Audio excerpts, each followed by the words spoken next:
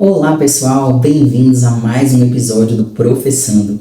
Hoje nós vamos falar de um pensamento sutil, sabe? Mas muito perigoso. Uma estratégia antiga do diabo, mas muito atualizada, que começou lá no Éden. Acompanha com a gente esse vídeo e descubra que estratégia é essa.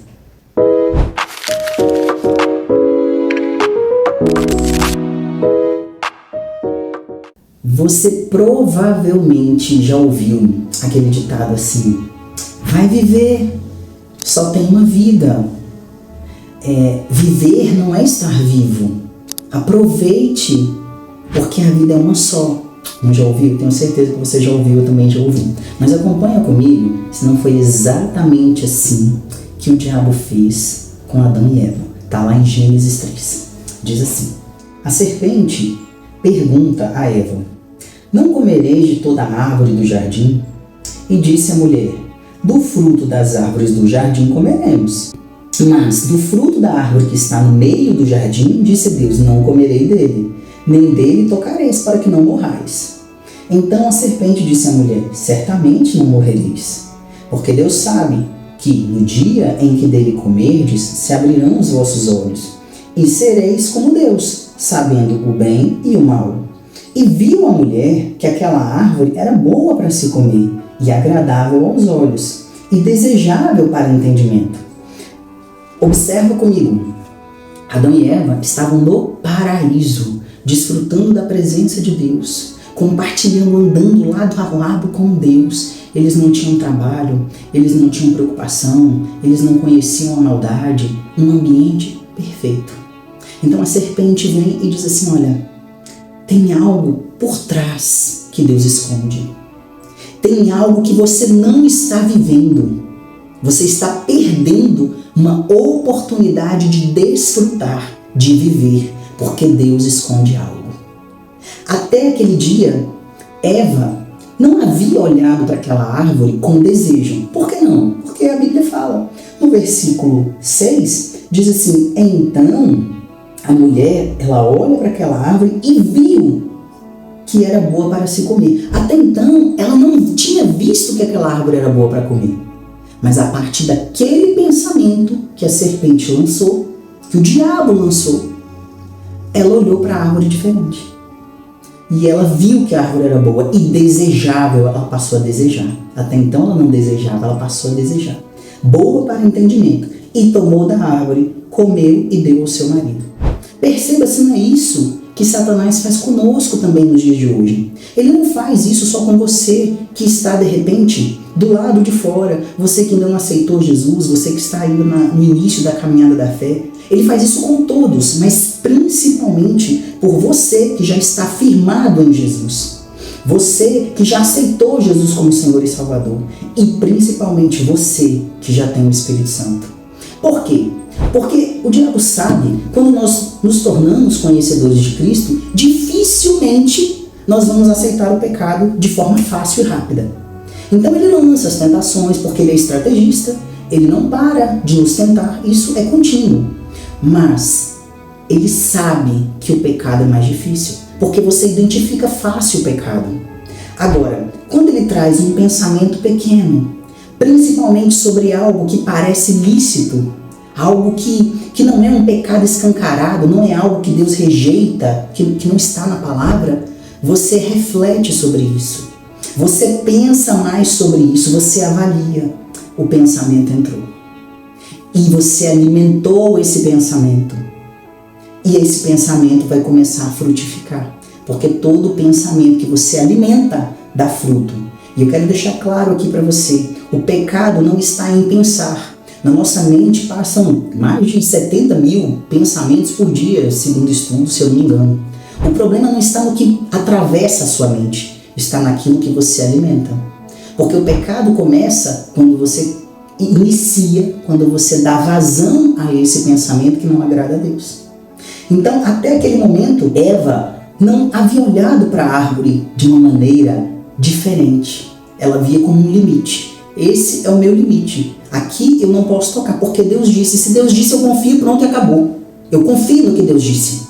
Mas quando a serpente lança a dúvida, Eva começa a questionar a autoridade de Deus. Ela começa a questionar a fidelidade e o caráter de Deus. Porque se alguém vira para você e diz assim, será que o fulano está falando a verdade? O que ele está questionando?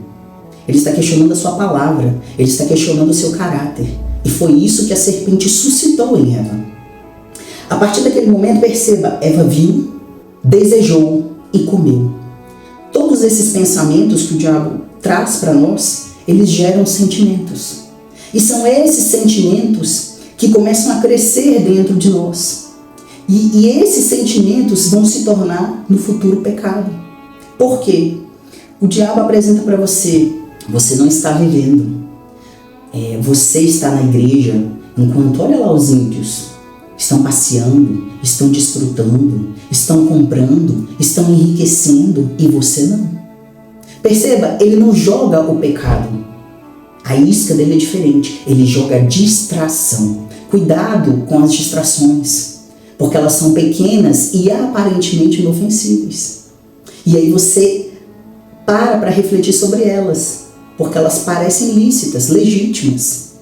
E aí de repente o diabo começa a dialogar com você. E você pensa que você está dialogando consigo mesmo, quando na verdade você já está dialogando com Satanás. Assim como Eva. Eva estava dialogando com o diabo. Ela não estava mais dialogando com ela não estava mais refletindo consigo mesma. Ela estava dialogando com Satanás.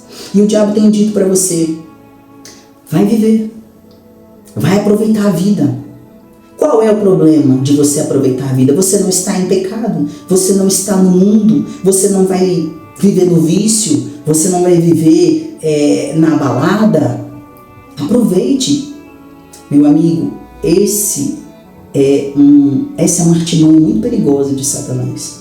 Porque foi exatamente isso que Paulo deixou escrito para nós. Eu vou ler aqui para você também. 2 Coríntios, no capítulo 11, no versículo 3, e diz assim: temo que assim como a serpente com sua astúcia enganou Eva, assim também a mente de vocês seja corrompida e se afaste da simplicidade e pureza devida a Cristo.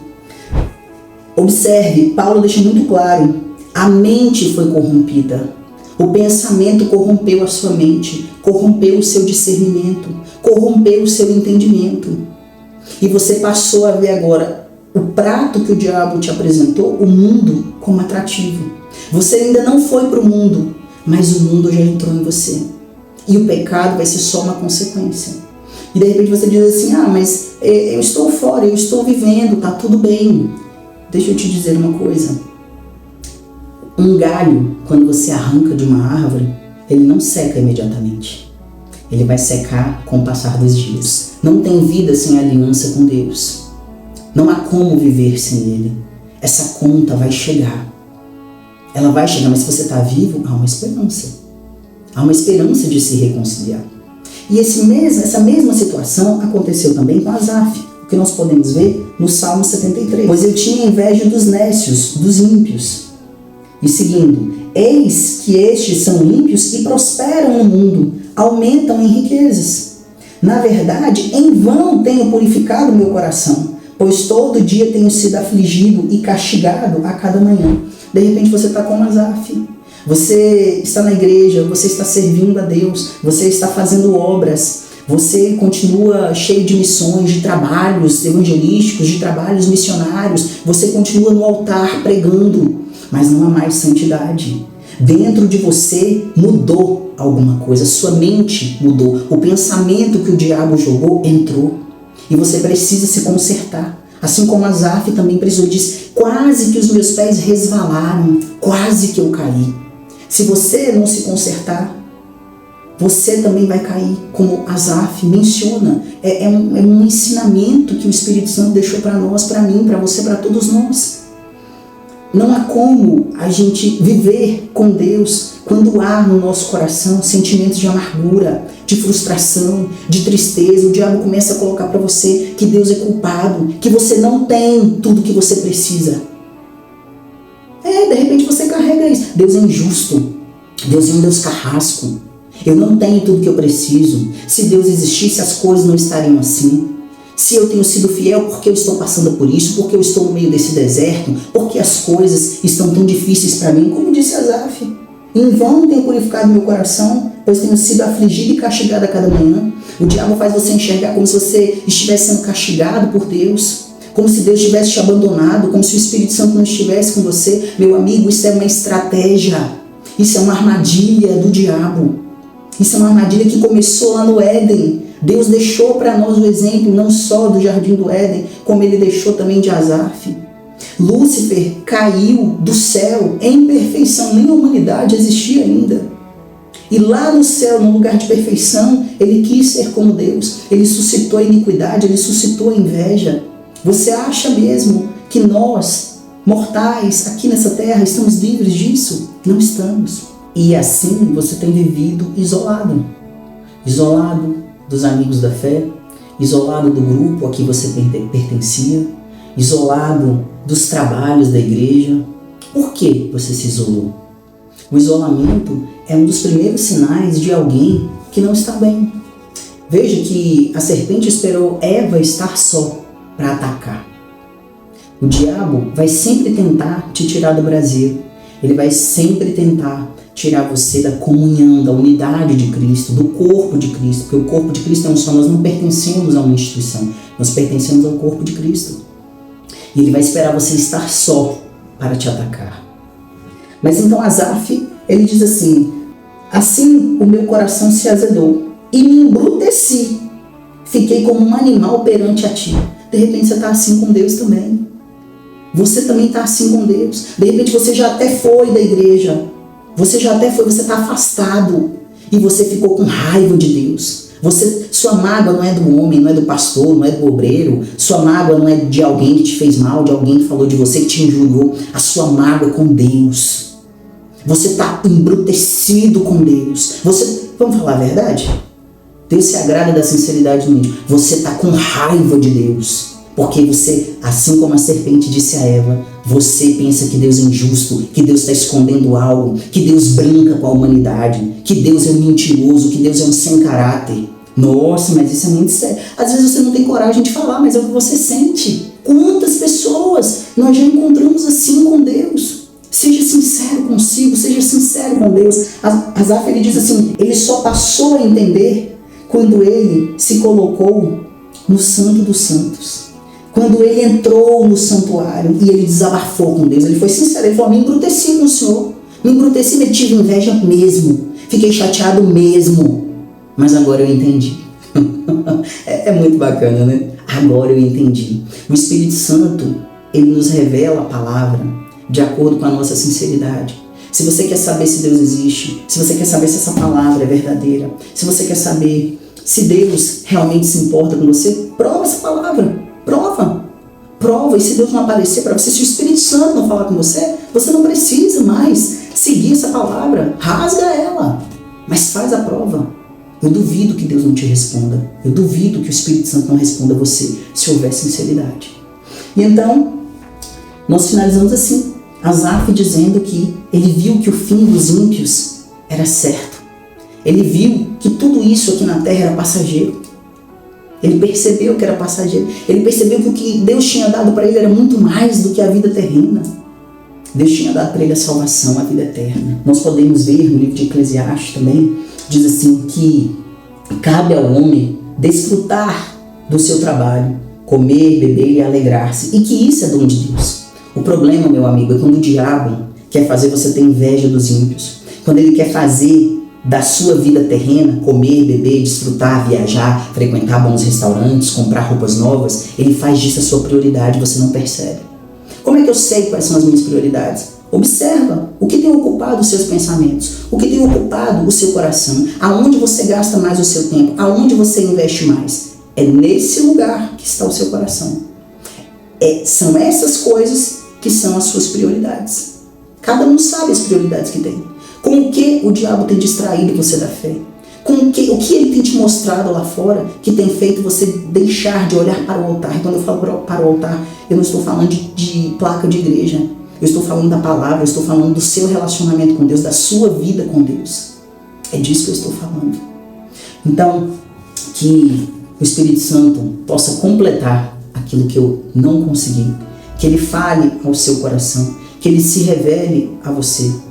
E nós nos vemos no próximo episódio, em nome do Senhor Jesus. Se o vídeo de hoje te ajudou, se inscreva no canal, compartilhe com alguém e vamos contribuir para que a palavra de Deus chegue ao maior número de pessoas, porque o nosso Rei está às portas.